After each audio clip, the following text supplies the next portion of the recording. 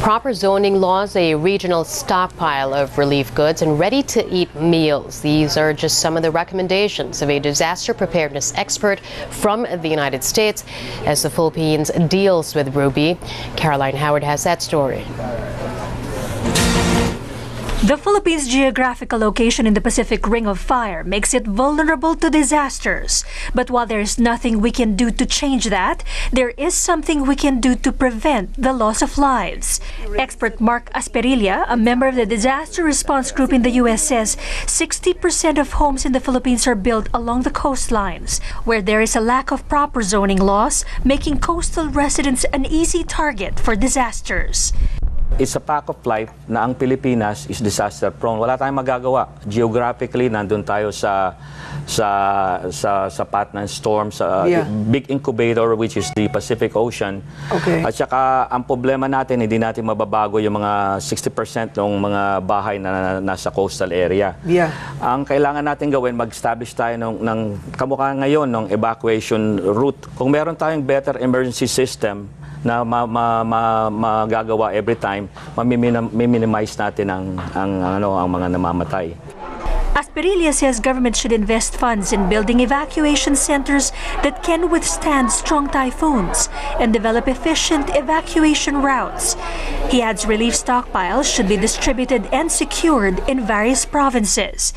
We need regional stockpiling. We have to regionalize it para pag nandun na yung stockpile, hindi na i-deliver. We need a helicopter fleet for both medical evacuation at saka kailangan pag-deliver ng mga first responder and of course yung mga pagkain. He adds government should develop ready-to-eat meals with a longer shelf life.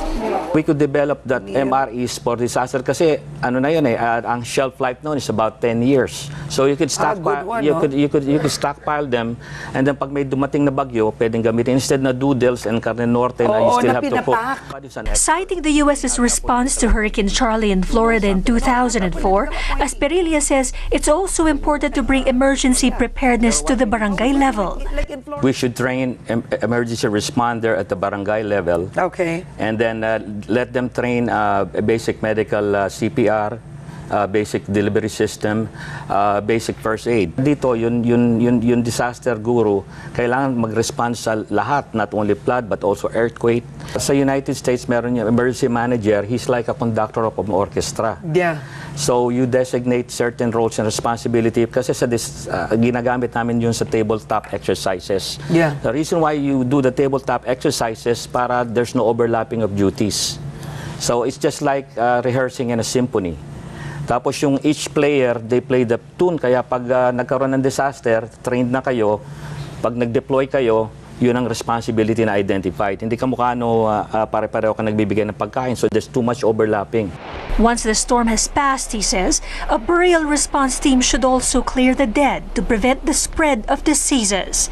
They collect the dead bodies and dispose them properly. Either to put them sa mga portable na freezer as yung parang portable na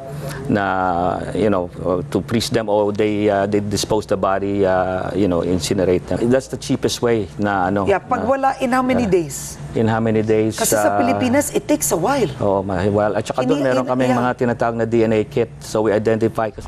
And for the general public, in a country vulnerable to disasters, he says, disaster preparedness should be a way of life. Caroline Howard, ABS-CBN News.